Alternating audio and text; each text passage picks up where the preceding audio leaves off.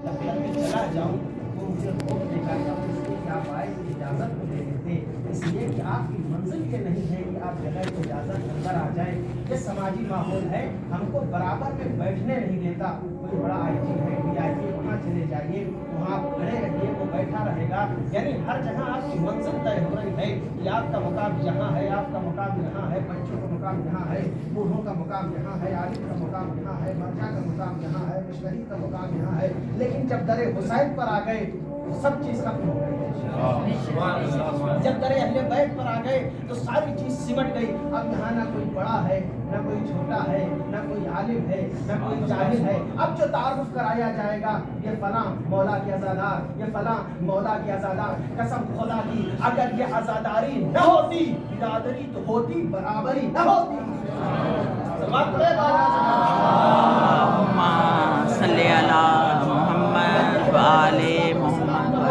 बिरादरी होती, भाई का रिश्ता होता, बहन का रिश्ता होता, मगर बराबरी का तकाबुल का रिश्ता न होता।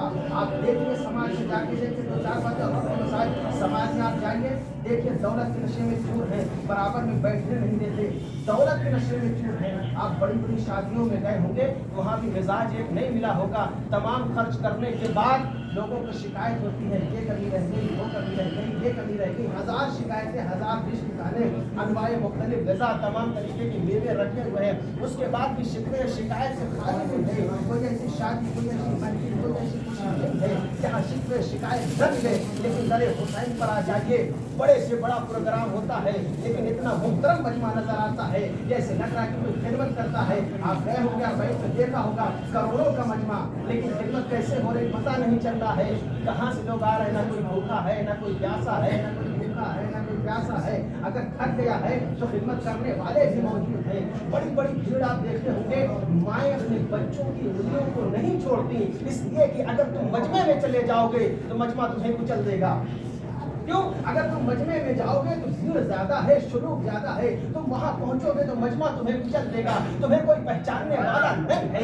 लेकिन मैंने उन्हीं माओं को देखा है, जब मातमी हलकों को देखा, बहुत बड़ी भीड़ है, मगर मुतमईन होके अपने बच्चे को अपनी उंगली से जुदा किया, कब मजमे में शामिल हो जा। अम्मा से बढ़कर सवाल किया, अभी भी मजमा था, लेकिन जाने नहीं दिया। कब मजमा फिसल देगा, मजमा कूद देगा। लेकिन अब ये कौन सा मजमा है जहाँ मुतमईन हो का सुनो, आवाम का मजमा और है, इमाम का मजमा और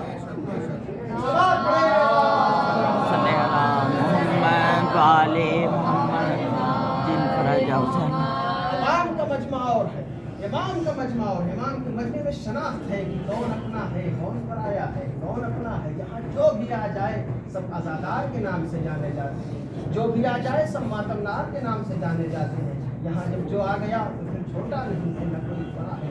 समझिए ज़ात अहले बैत अलैहिस्सलाम की ज़ात क्या है, क्योंकि वक्त बहुत कम है। बहुत तेज़ी से वाक़या अगर मैं पढ़ूँ तो घंटों लग जाएगा, लेकिन उसको बहुत जल्दी से समेटूंगा। चूँकि इमाम रज़ा अलैहिस्सलाम के हरम में है एक वाक़या, इमाम रज़ा अलैहिस्सलाम के हरम से मामून जो है, एक औरत आती है जो अपने आप को दावा करती है कि मैं ज़ैनब हूँ, मैं अली की बेटी हूँ। बहुत जल्दी चूँकि वक्त में अगर मैं तब्दील इसको बनाऊँ तो बहुत ज़्यादा वक्त लग जाएगा। कहते मैं ज़ैनब हूँ, मामून ने बुलाया, ये ज़ैनब होने का दावा करती है। आप क्या कहते हैं? कहा अगर ये ज़ैनब अली की बेटी है तो हम अहले बैत पर जानवरों के लिए हमारे गोश्त को हराम करार दिया गया। अगर ये अहले बैत होने का दावा करती है तो इसको शेर के पिंजड़े में डाल दो, अगर वो खा जाता है तो हम अहले बैत से नहीं है, लेकिन अगर छोड़ देता है तो हम अहले बैत में से है। तो मामून तो देखिए दुश्मनी की हद देखिए, कहता तब तो फिर आप भी दावा करते हैं कि आप अहले बैत में से हैं, तब वो तो हम है ही। ठीक है, फिर आप ही जाइए, मुश्किल नहीं। इमाम फरमाते मुश्किल नहीं, कहा ऐसे नहीं, कम से कम लोगों को बता तो दिया जाए। ये बताने का बहाना नहीं था, बल्कि ये था कि 2 से 3 दिन तक शेर को भूखा रखा जाए, ताकि जब इमाम वारिद हो तो शेर भूख की हालत में जब इमाम पहुंचे तो फौरन शेर इमाम की तरफ हमला करो, शेर इमाम को पारा पारा कर दे। इस हालत में वो इमाम की फिक्र करता है कि इमाम कैसे जाएंगे। लेकिन मान लाए तबलीग नकारों की आवाज़ों को शहर में फैला दिया गया कि फला दिन इमाम पिंजरे में जाने वाले हैं। अब जहाँ 10,000 का मजमा होना था वहाँ 50,000 का मजमा जुट लोग आने लगे इमाम को देखने के लिए किस तरीके से शेर के पिंजरे में दाखिल होते हैं। तारीख गवाह है कि जब लोगों का मजमा भर गया, लोग आने लगे, 50,000 का मजमा देखने के लिए ऐसे इमाम शेर के पिंजरे में जाकर इमाम का क्या होता, क्योंकि मामून ने ऐलान कर दिया था कि शेर के पिंजरे में इमाम को दाखिल किया जाएगा, देखा जाएगा किस तरीके से, फिर उसको भी दाखिल किया जाएगा। कहाँ की चीज़ कहाँ लाके कर रहा है, डालना था उस औरत को।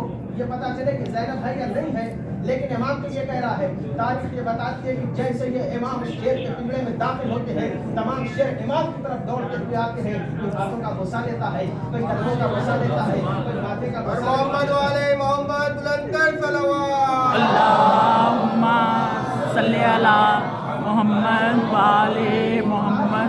کوئی امام کے قدموں کا بوسہ لے رہا ہے، کوئی امام کو اشارہ کر رہا ہے، یہ سلسلہ سارے لوگ دیکھ رہے ہیں۔ اس کے بعد امام شیر کے پلڑے میں مطمئن حالت میں بیٹھتے ہیں، لوگوں سے نگاہیں ٹکی ہوئی ہے امام کی طرف، اب کیا ہونے والا ہے، اب کیا ہونے والا ہے۔ سارے شیر امام کو سلام کرنے کے بعد اپنی اپنی جگہ پہ حلقہ بنا کے بیٹھ جاتے ہیں، درمیان میں امام بیٹھے ہوئے ہیں، درمیان میں امام بیٹھے ہوئے ہیں۔ اس کے بعد امام جب واپس آنے لگے تو امام سوال کرتا، ہم تو جانتے ہی تھے کہ آپ جب جائیں گے تو یہ منظر ہوگا، ہم تو چاہتے تھے کہ لوگ آپ کی شخصیت کو پہچانے کہ آپ کیا چیز ہیں، لیکن ہمیں ایک چیز نہیں سمجھ میں آتی کہ سارے شیر تو آپ سے ملنے کے بعد چلے گئے، لیکن یہ بوڑھا شیر آپ کے پاس کیا کر رہا ہے؟ اللہم صلی علی محمد وآل محمد۔ چلے گئے، بوڑھا شیر کیا کر رہا تھا؟ تو مولا نے فرمایا دیکھو یہ بوڑھا شیر چونکہ ضعیف ہو چکا ہے، مجھ سے شکایت کر رہا تھا کہ یہ جوان شیر جب معمول کی طرف سے غذا ڈالی جاتی ہے، گوشت پھینکا جاتا ہے جانوروں کا، تو یہ سارے جوان شیر کھا جاتے ہیں۔ میں چونکہ ایک تو بوڑھا ہوں، دوسرے غذا نہ ملنے کی وجہ سے جب یہ کھا جاتے تو میں پاتا نہیں، لہٰذا میں اور روز کا روز کمزور ہوتا چلا جا رہا ہوں۔ امام پوچھتا پھر آپ نے کیا کیا؟ کہا میں نے حل نکال دیا، میں نے اس کی مشکل کو حل کر دیا۔ کہا آپ نے کیا کیا؟ کہا مشکل کو حل کر دیا۔ بہت زیادہ جب مامون نے اصرار کیا، کہا آپ نے کیا کیا؟ میرے مولا نے فرمایا دیکھو میں نے جوان شیروں کو منع کر دیا ہے کہ اس وقت تک غذا کے قریب نہ جانا جب تک یہ بوڑھا شیر کھا کے سیر نہ ہو جائے، تب تک اس غذا کے قریب نہ جانا۔ ایسا ہے اب تک 3 دن کے شیر بھوکے پیاسے ہی تھے۔ کہا مامون نے فوراً حکم دیا کہ فوراً شیر کے چولہے میں غذا ڈالی جائے۔ تاریخ گواہ ہے اور کاتب جو لکھتے ہیں، راوی لکھتے ہیں کہ جیسی گوشت ڈالا گیا، سارے شیر اپنی اپنی جگہ پہ بیٹھے ہوئے، کسی میں جرأت نہیں ہے کہ غذا کی طرف آگے بڑھ جائے۔ وہ پورا شیر آگے بڑھتا ہے آہستہ آہستہ مطمئن حالت میں، اس لیے کہ امام وقت کا حکم ہے، مطمئن حالت میں اپنے بھرپور غذا کھاتا ہے۔ جب وہ سیر ہو جاتا ہے تب وہ ہٹتا ہے، تب باقی شیر جو آ کے غذا لیتے، تب امام فرماتے ہیں مامون کب تک میری امامت کا امتحان لیتا رہے گا؟ صلوات پڑھے بابا۔ اللہم صلی علی محمد وآل محمد۔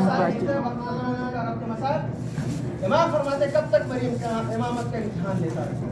رجب کا مہینہ ہے، یہی وہ مہینہ ہے جس میں السلام نے 28 رجب جب یہ کارواں دین اور اسلام، نماز، ساری چیزیں یزید کے ہاتھ پہنچ رہی تھی کہ دین مٹا دیا جائے، شریعت مٹا دی جائے، نماز مٹا دی جائے، حلال محمد کو حرام کر دیا جائے، حرام محمد کو حلال کر دیا جائے۔ دین میں اس طریقے کی تبلیغ ہو رہی تھی۔ یزید اس حد تک پہنچ گیا تھا جب شراب اپنے کوزے میں پلٹتا تھا، جب اس میں بلبلے اڑتے تھے تو کہتا تھا ایسا لگتا ہے جیسے کعبے کے درمیان حاجی طواف کر رہے ہیں۔ ایسے حالت میں اسلام پہنچ چکا کہ سب سے خطرناک مرحلے سے اسلام گزر رہا تھا، لیکن پیغمبر اسلام نے اپنے نواسے کو اس دنیا میں چھوڑ کے گئے تھے جو ان تمام مراحل کو بڑی دقت کی نگاہ سے دیکھ رہا تھا۔ نتیجہ یہ نکلا کہ اگر مدینہ نہیں چھوڑیں گے تو دین ٹوٹ جائے گا، مدینے سے نہیں نکلے تو شریعت پامال ہو جائے گی، نانا کا دین ٹوٹ جائے گا۔ 28 رجب کو یہ کاروان مدینے سے کربلا کی جانب جب چلنا شروع ہوا، یہ عباس والا حسین علیہ السلام نے جناب عباس کو بلایا کہ کربلا کے شہیدوں کو فہرست بناتا ہوں۔ عباس کو کربلا کے شہیدوں کو فہرست لکھ دیں۔ مدینے کے لوگ آتے تھے جب کسی سے سوال کرتے تھے کہ آپ کربلا جا رہے ہیں، کوئی مطمئن ہو کر جواب نہیں دیتا تھا کہ ہم کربلا جا رہے ہیں، لیکن جب صبرا سے سوال کیا گیا کہ آپ کربلا جا رہے ہیں تو صبرا نے بڑے اطمینان سے کہا ہاں ہاں ہم بھی کربلا جا رہے ہیں، ہاں ہاں ہم بھی کربلا جا رہے ہیں۔ تو آنے والوں نے سوال کیا کہ اتنا زیادہ اطمینان کہاں سے ہے کہ تم بھی کربلا جاؤ گی؟ کیا اس لیے کہ مجھے پتا چلا ہے کہ میرا بھائی آگے کربلا جا رہا ہے، یہ ہو ہی نہیں سکتا کہ میرا بھائی آگے لے کربلا جائے۔ اس بہن کو چھوڑ کے اللہ اکبر، ادھر حسین نے عباس کو بلایا، عباس آتے ہیں، اللہ اکبر، تلاوت کوئی ہم نبی سوائے رب مستور کربلا کے۔ حسین نے کہا لکھو عباس شہید کربلا۔ عباس نے اتنا شہید کیا کہ عباس شہید کربلا۔ پھر حسین حسین نے بولا لکھو علی اکبر شہید کربلا. کاتب انگلیوں سے آقا ابوالفضل عباس نے لکھا اکبر شہید کربلا. پھر لکھا حبیب شہید کربلا. ایک ایک نام کو آقا حسین بتا رہے ہیں. آقا ابوالفضل عباس لکھ رہے ہیں حسین شہید کربلا, عباس شہید کربلا, اصغر شہید کربلا, حبیب شہید کربلا, اور شہید کربلا, قاسم شہید کربلا. ایک ایک نام کو حسین بولتے چلے جاتے ہیں. زہرا کا نام بولتا جاتا ہے, عباس لکھتے جاتے ہیں. اسی اسنا میں حسین نے ایک ایسا نام بولا کہ عباس کے ہاتھوں سے کاغذ و قلم چھوٹ گیا. معلوم ہے وہ نام کیا تھا؟ وہ نام تھا لکھو زینب اسیر و شام و کوفہ. اسی عالم میں کیا نام؟ زینب اسیر و شام و کوفہ. عباس لکھنا چاہ رہے ہیں مگر ہاتھ سے کاغذ و قلم چھوٹ جاتا ہے. پھر حسین کہتے ہیں تمہیں امام وقت لطف دیتا ہے لکھو زینب اسیر و شام و کوفہ. آپ کی انگلیوں کو اٹھایا, ایک ہاتھ کو اپنی آنکھوں پہ رکھا تو میں شہزادی کے نام کو کیسے لکھوں, میں شہزادی کے نام کو کیسے لکھوں. حسین نے کہا لکھو امام وقت کا حکم ہے. اب حسین عباس لکھ نہیں پا رہے, بڑی قوت کو سمیٹ کے زے کہیں پہ لکھا, نون کہیں پہ لکھا, یہ کہیں پہ لکھا, بے کہیں پہ لکھا. ساری فہرست تیار ہو گئی. حسین نے کہا عباس ذرا تو میں دیکھوں کہ سارے نام ہو گئے. اب جب حسین نے پڑھنا شروع کیا, حسین شہید کربلا, اکبر شہید کربلا, اور شہید کربلا,